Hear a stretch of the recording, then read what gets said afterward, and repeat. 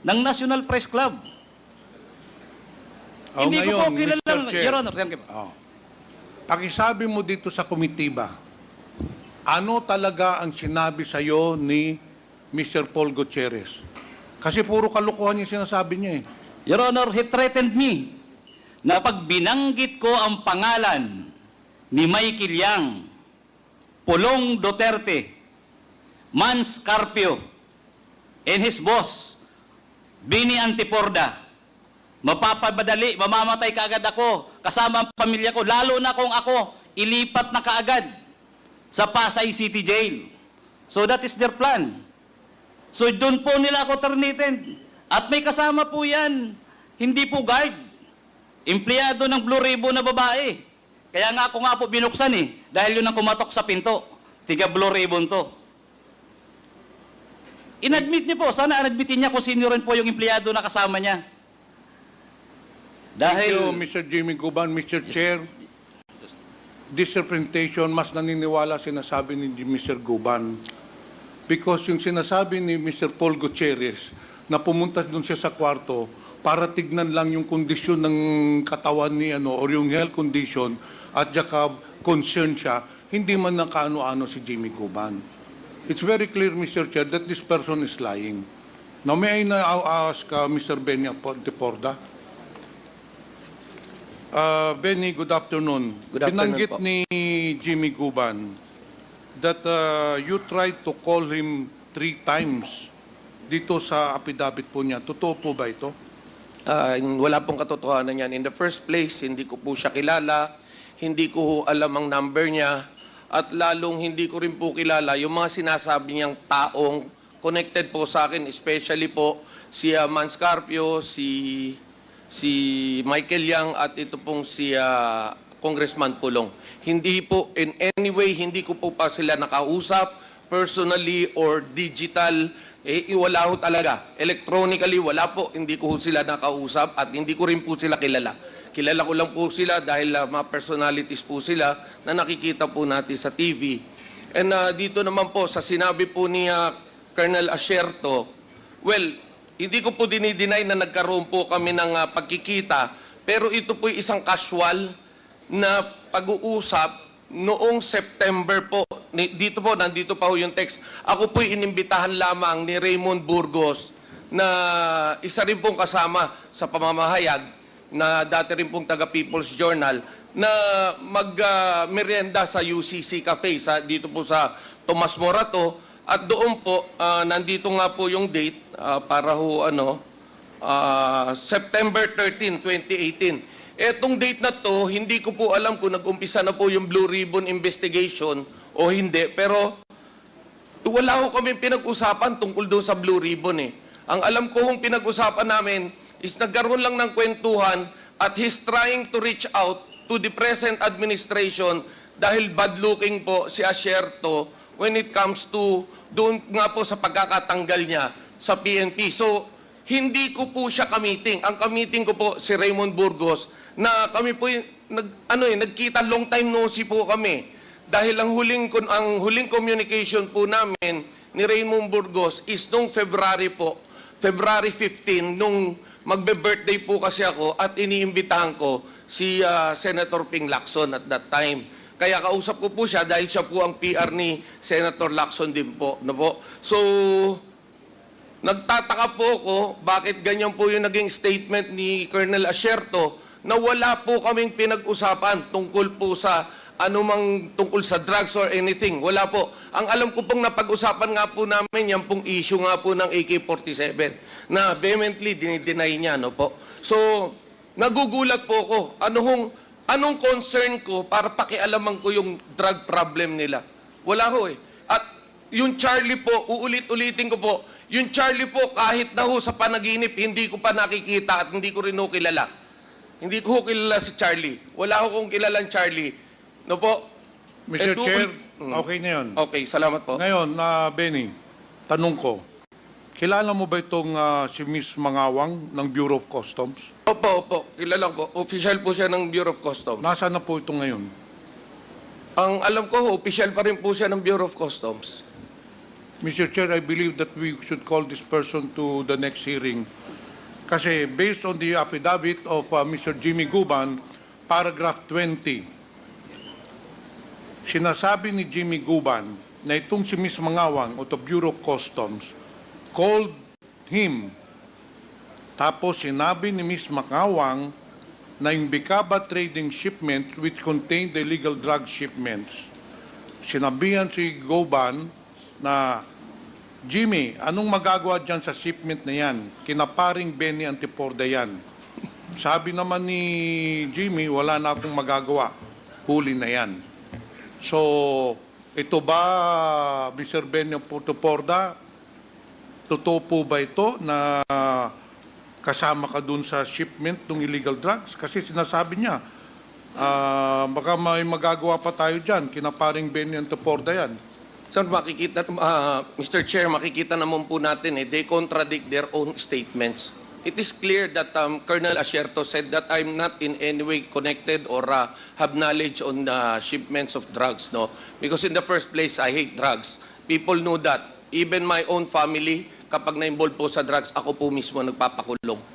Tauhan ko po, ako rin po nagpapakulong. On record po yan, kaya ko hong pangalanan isa-isa yan. Chairman. Mr. Chairman. Yeah. Congressman Paduano, with the indulgence of Congressman Pimentel. Yes. Mr. Chairman, just to make it clear, the statement of Sir Ben Antiporda, Asierto never tell this committee that you are not involved. Wala siyang holding sa'yo. Wala siyang information. But it does not follow. Kaya pakicorrect lang po yung statement mo because there is no conclusion yet with regards to the statement of Asierto. Don't use that statement. Wala siyang holdings. Wala siyang inter-report sa'yo. But again, that does not follow. Thank you, Mr. Chairman. Just to correct the statement of Antiporda. With due respect to the Congressman, thank you for that clarification, Mr. Chair. But again, that is how I understand the statement of the good That's how you understand, but that is not the truth. Yes.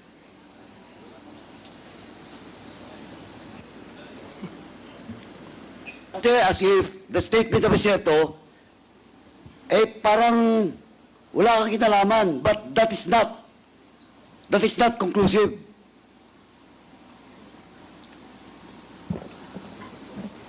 Mr. Chair, I Okay, have no Anyway, Mr. Chairman, ganito lang po, with the indulgence of Congressman Pimentel. Mr. Chairman, may I move that we invite Mr. Charlie Tan, because Charlie Tan was mentioned, and Benny Antiporda denies that he knew Charlie Tan. At the same time, Mr. Chairman, I also move to invite Councilor Small. Do you know Councilor Small? Or you don't know again? Oh, Mr. Chairman, we invite Councilor Small Abilyar and Charlie Tan at the next hearing para magkaalaman-laman. Opo. There is a motion to invite Mr. Charlie Tan and Councilor Small Abilera in the next scheduled committee hearing of the Quad Committee. Are there any second? Duly seconded. Are there any objections? Hearing none, Mr. the motion Chairman, is approved. Mr. Chairman. Wait.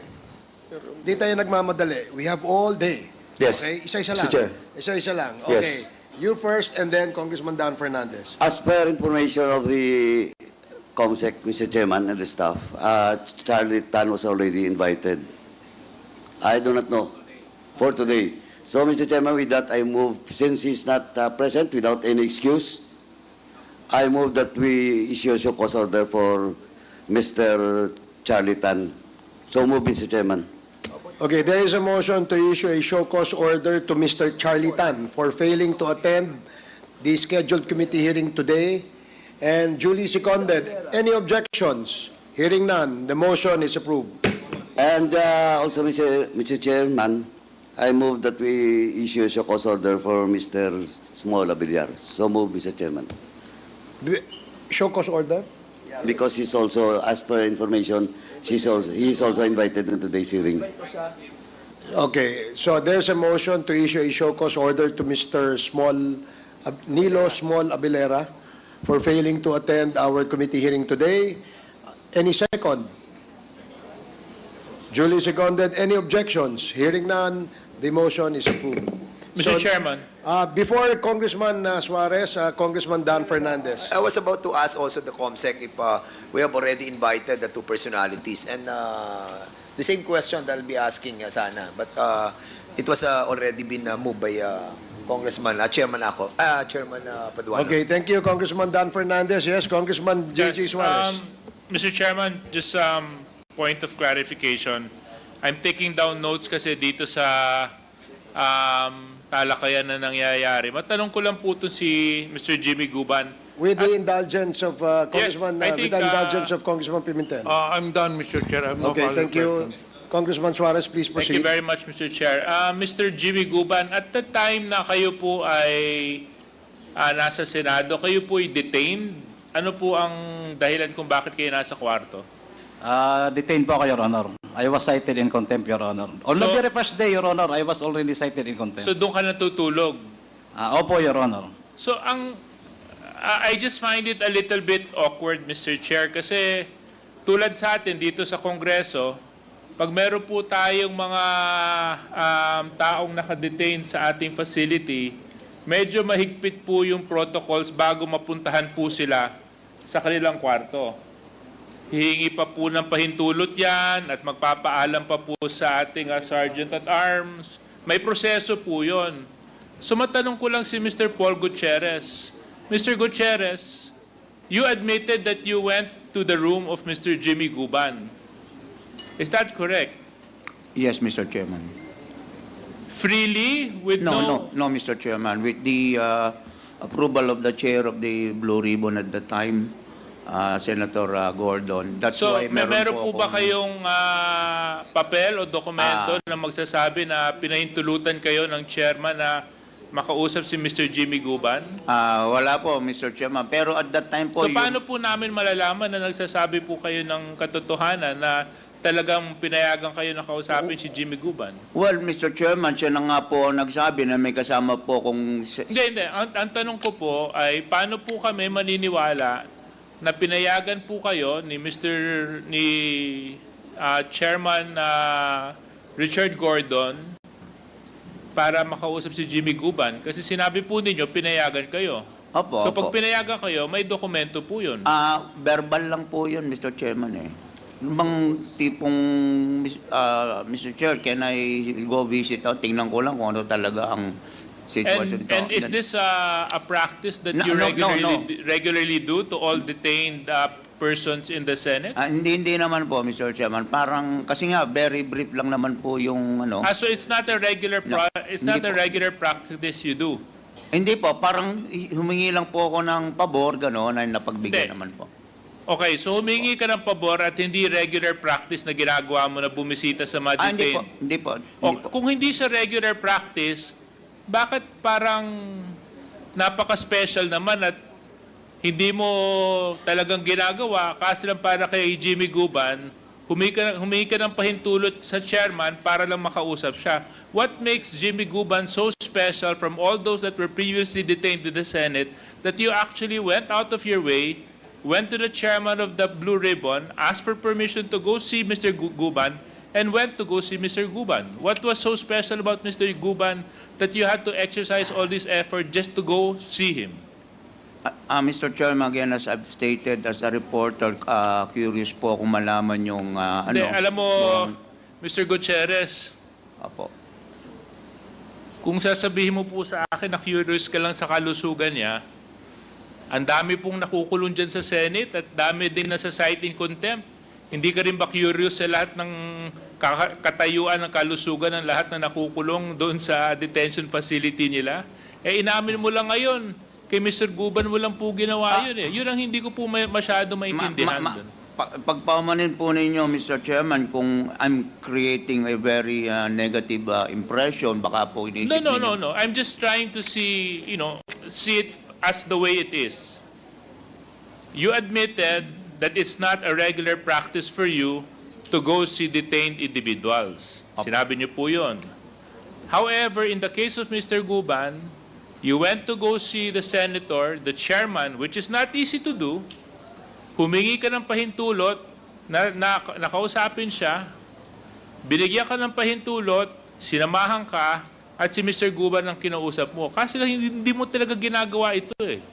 Ang hindi ko po masyado maintindihan, bakit sa lahat ng mga tao na nandoon, na nakukulong, na nasa citing contempt, kay Mr. Guban mo lang po na ginawa yun. Yun lang po ang hindi ko masyado maintindihan.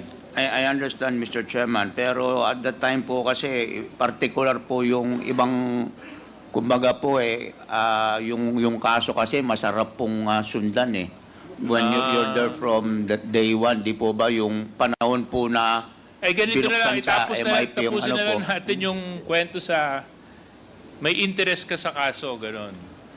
Maganda po yung kaso. Maganda yung kaso. Maganda po yung kaso. In fact, dala ko po rito, Mr. Chairman, with your kind permission, and I believe I've already submitted all of the articles I wrote at the time dito po sa atin pong secretariat. Pamanin na lang po kung kukunti po ang dala ko pong kopya ngayon. And from there, you will also see na hindi po malabong magalit po sa akin si Mr. Guban at magtanim siya ng galit hanggang ngayon sapagkat wala naman po talagang akong naisulat na maganda po hinggil sa kanyang mga ginawa at mga pangyayari sa custom ng mga panahon na yun. Anyway, yun lang po, Mr. Gutierrez, ang tinatahi ko lang po dito sa mga notes na ginagawa ko. Opo. Kasi doon sa kwento na nangyayari, yun lang po yung hindi ko masyado matugma. Parang special case lang po itong si Mr. Jimmy Guban. So, Mr. Jimmy Guban, other than Mr. Gutierrez, was there any other personality that went to go visit you while you were detained at the Senate facility? No, except my family, Your Honor. So, maliban sa pamilya mo, si Mr. Gutierrez lang. Your Honor, siya lang. Then the later part, Your Honor, inalaw naman na yung iba ko. Of course, yung lawyers, then other relatives. Okay. Maraming salamat. Yun lang po, Mr. Chair. I just wanted to get that clear. Thank you very much. Mr. Chair. Mr. Chair. Very, very quick. yes, With the indulgence of Congressman Congresswoman Jinky. Yes, please proceed. Yeah, very, very quick. In relation to the question of DSJJ, I'd like to ask Jimmy Guban. Jimmy, matatandaan mo ba ilang minuto o ganong katagal yung pagbisita sa'yo ni Mr. Paul Gutierrez? Your Honor, few minutes lang ho. Few minutes? Okay. Mr. Paul, Mr. Chair, I'd like to ask Mr. Paul Gutierrez, following the logic and the line of questioning of DSJJ, sabi mo, you went beyond to source out your information because maganda para sa yung story niya. So, you were there as to what? Just simply ask him his condition, di ba? Tama po ba yung pagkarinig ko? One of among the things, Mr. Chairman, na Were you trying to do a exclusive interview with Jimmy Guban? Opo, Mr. Chairman. And in fact, wait lang. in my... So, yes. Thank you, Mr. Chairman. Okay. Go ahead po. Di ba, as a media practitioner, it takes some time to require o to nakadetain po siya, di ba? Opo. You should, hindi ba, so ibig sabihin parang ano po yung pagbigay sa iyo ng permit na bisitahin si Jimmy Guban? Did you ever mention to the chairman, for example, that you will be seeking an exclusive interview with Jimmy Guban? Ang natatandaan ko pong sinabi ko po is, Sen, baka pwede ko bang masilip si Guban no? Tingnan ko nga kung totoo bang... Well, that would constitute lying to the chairman of the Blue Ribbon Committee. If you are indeed, wait lang, if you are indeed seeking for an exclusive interview, it will take more time than ilang minutes ba ang Jimmy Guban yung ano mo? Your Honor, few minutes. Few minutes. Opo.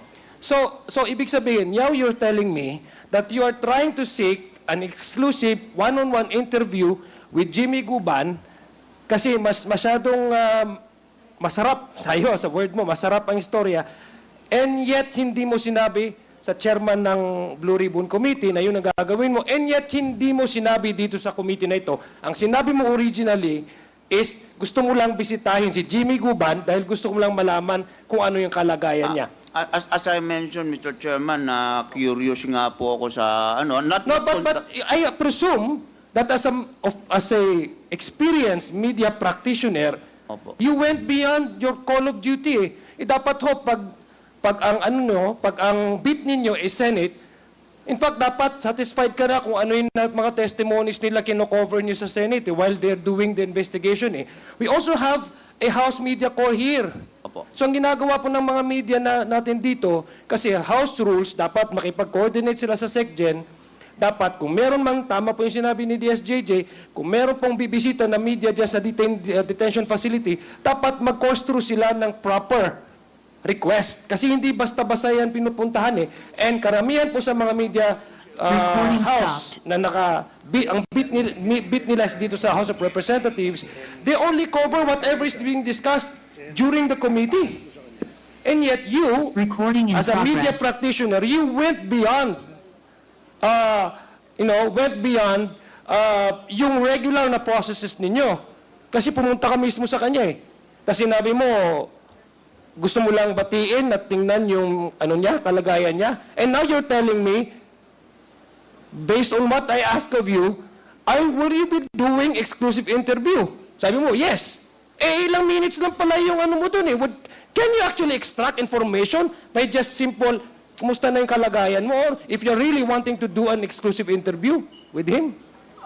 Mr. Chairman, among the critical question lang naman nga po na tinanong ko sa kanya, ano ang gagawin niya kung inalaglag siya, kung siya ang idiin, hindi share to. At sabi nga po niya sa akin, hindi po pwede, mas marami akong alam sa kanila.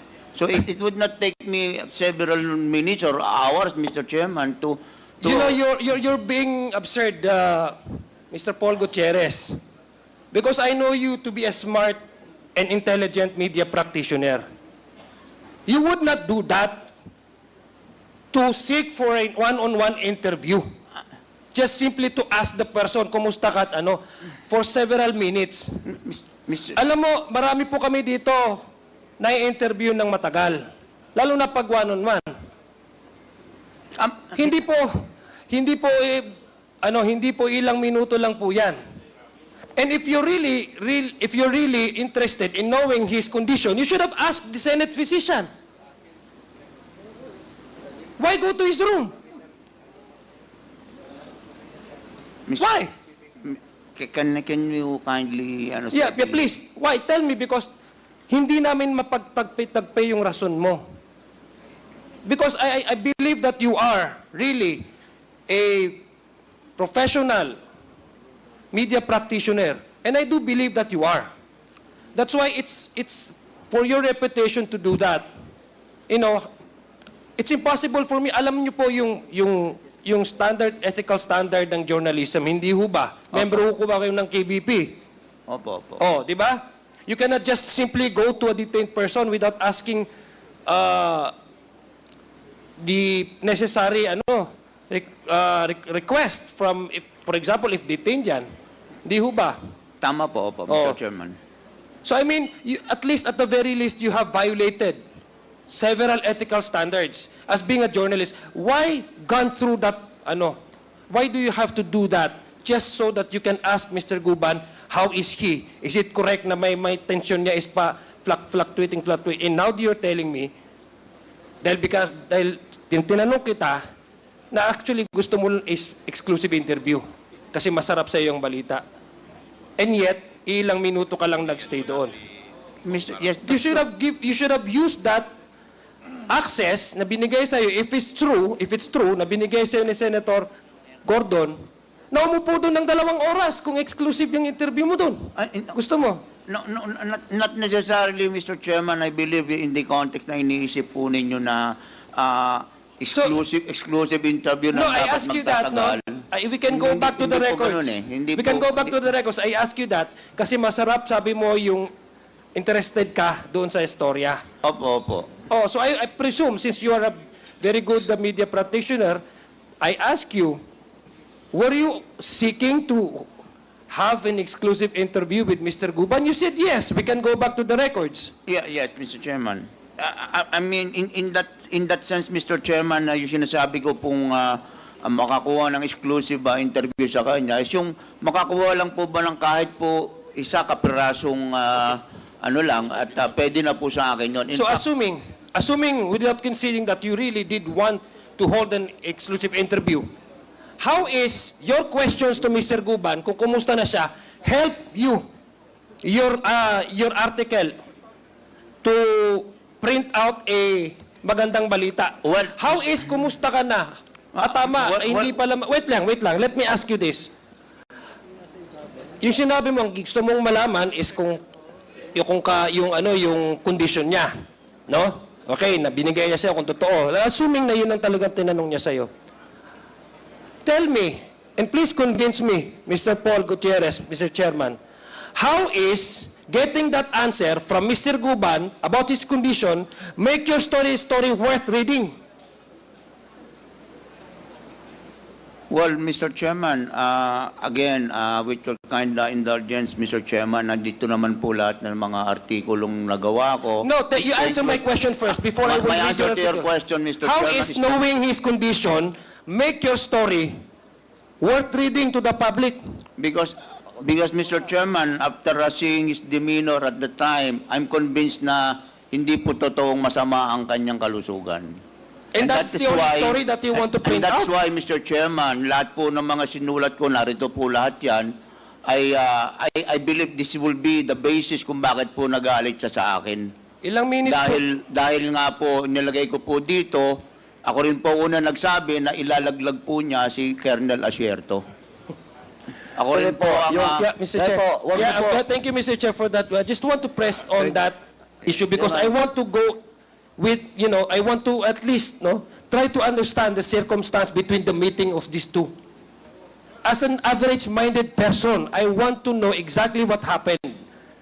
Yung oras na nag-usap sila, ilang minuto, and his access to the detention. His very access to the detention facility of Mr. Guban to visit him is his being a media practitioner.